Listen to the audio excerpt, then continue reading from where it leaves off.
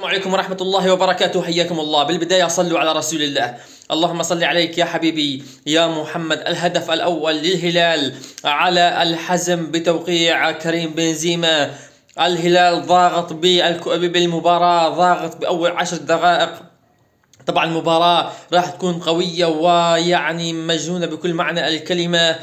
وأيضا الهلال لن يكتفي بهدف الوحيد. أنا أتوقع الهلال راح يضغط، ولكنه إن شاء الله اليوم العقيد عمر السومة أنه يسجل الهدف الأول إذن لكريم بنزيما في شباك الحزم من كرة ركلة ركنية عبر روبن نيفيز إلى داخل منطقة الجزاء. كريم بنزيما يدخل في الشباك والهدف الأول للهلال على الحزم. والآن ضغط هلالي موسع من أجل تعزيز النتيجة بهدف ثاني. على كل حال الهلال يتقدم بهدف مقابل لا شيء على الحزم بتوقيع اللاعب كريم بنزيما.